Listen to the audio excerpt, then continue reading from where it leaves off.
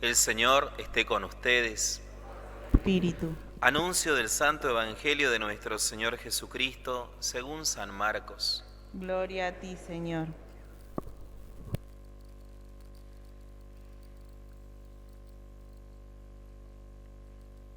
Santiago y Juan, los hijos de Zebedeo, se acercaron a Jesús y le dijeron: Maestro, queremos que nos concedas lo que te vamos a pedir. Él les respondió: ¿Qué quieren que haga por ustedes? Ellos les dijeron: Concédenos sentarnos uno a tu derecha y el otro a tu izquierda, cuando estés en tu gloria. Jesús les dijo: No saben lo que piden. ¿Pueden beber el cáliz que yo beberé y recibir el bautismo que yo recibiré? Podemos, le respondieron. Entonces Jesús agregó: Ustedes beberán el cáliz que yo beberé y recibirán el mismo bautismo que yo. En cuanto a sentarse a mi derecha o a mi izquierda, no me toca a mí concederlo, sino que esos puestos son para quienes han sido destinados. Los otros 10 que habían oído a Santiago y a Juan se indignaron contra ellos. Jesús los llamó y les dijo: Ustedes saben que aquellos a quienes se considera gobernantes dominan a las naciones como si fueran sus dueños, y los poderosos les hacen sentir su autoridad. Entre ustedes no debe suceder así. Al contrario, el que quiera ser grande, que se haga servidor de ustedes, y el que quiera ser el primero, que se haga servidor de todos. Porque el mismo Hijo del Hombre no vino para ser servido, sino para servir y dar su vida en rescate por una multitud. Palabra del Señor. Gloria a ti, Señor Jesús.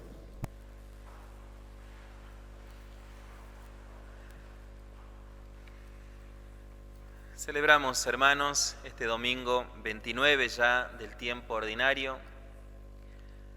Jesús, que nos habla por medio de estos 4 evangelistas, y hoy especialmente por medio del evangelista San Marcos. San Marcos, que nos presenta a un Jesús cercano a la gente, capaz de sanar a los enfermos con su propia saliva, levantando, por ejemplo, a la suegra de Simón Pedro, poniéndoles las manos. Este Jesús cercano a la realidad de cualquier situación humana.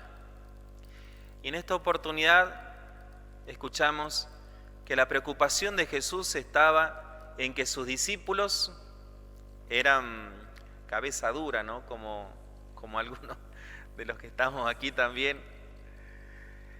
Estos discípulos que ya en repetidas veces Jesús les había dicho, ¿no?, que el que quiera ser grande debe hacerse el servidor de todos, el que quiera alcanzar el reino de los cielos debe hacerse como un niño. En repetidas veces Jesús les mostraba que su reino no era de este mundo, sino que su reino era en el reino celestial. Sin embargo, como les decía la vez pasada también, es entendible que estos discípulos no comprendían en su totalidad el mensaje de Jesús, ya que habían compartido 3 años con Él. 3 años que para aprender un mensaje de salvación muchas veces es muy difícil.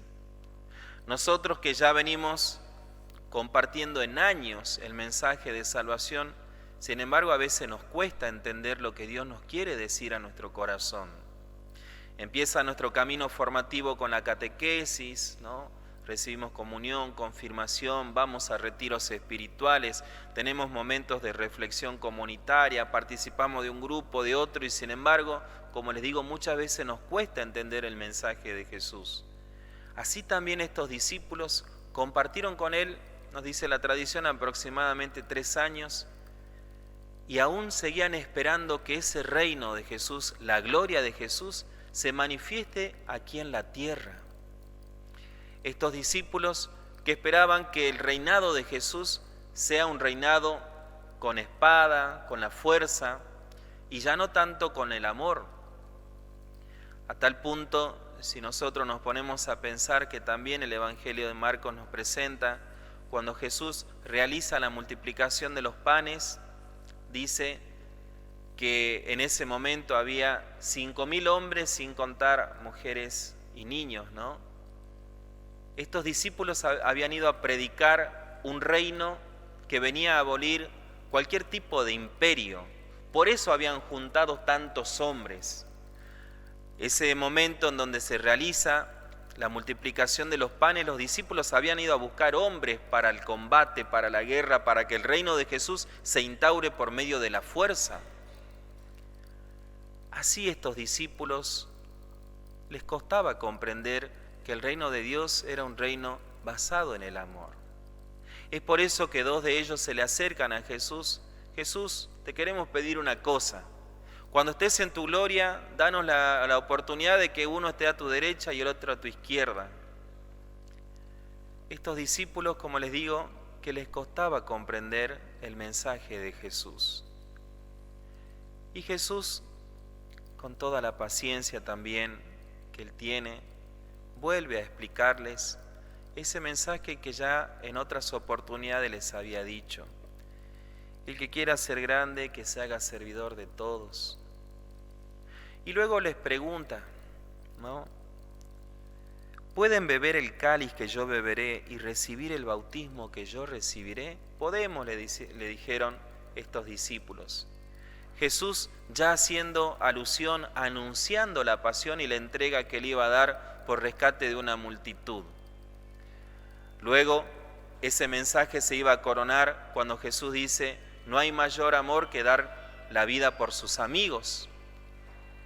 Qué hermoso poder pensar de esta manera el amor de Jesús, como les digo, que se corona con esa frase que se hizo tan popular. No hay mayor entrega, no hay mayor amor que dar la vida por sus amigos.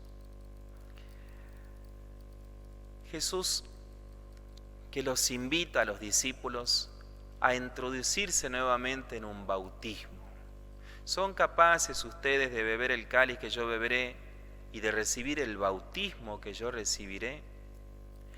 El bautismo al cual Jesús invita a sus discípulos a vivir es poder sumergirse en el servicio. Si nosotros nos ponemos a pensar de dónde viene la palabra bautismo, justamente es una inmersión, sumergirse en las aguas purificadoras, en las aguas que nos hacen renacer como personas y cristianos nuevos. Sin embargo, estos discípulos, en vez de sumergirse desde la simpleza, desde el servicio, querían ellos emerger, danos la oportunidad de estar uno a tu derecha y el otro a tu izquierda.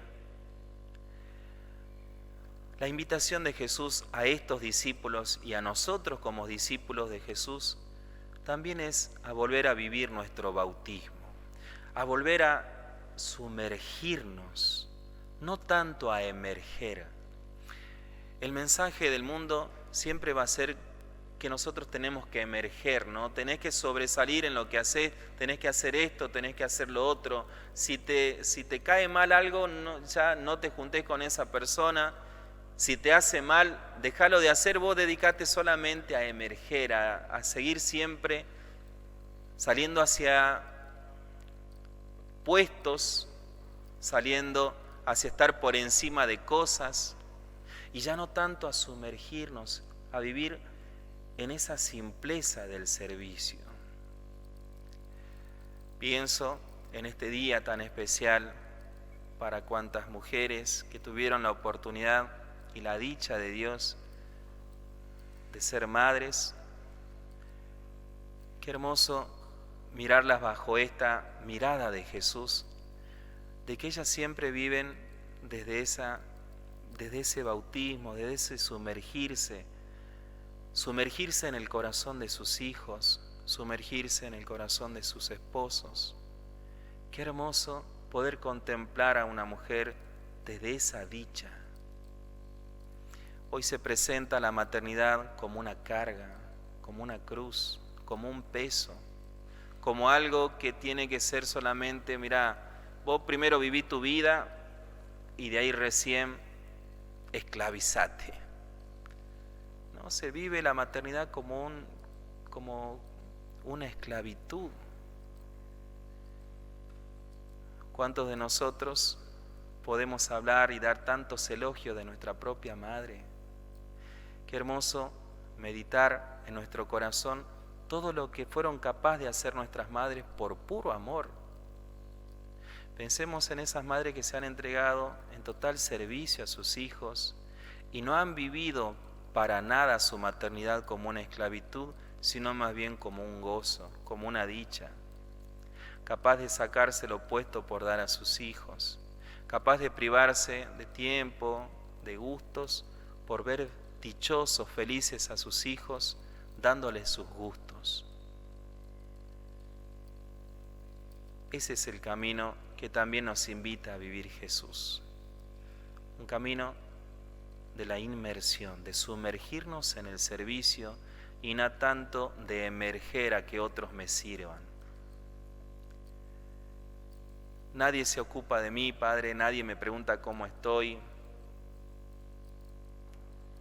Yo les quisiera invitar a que pregunten a otros cómo estás, a preocuparse por otros.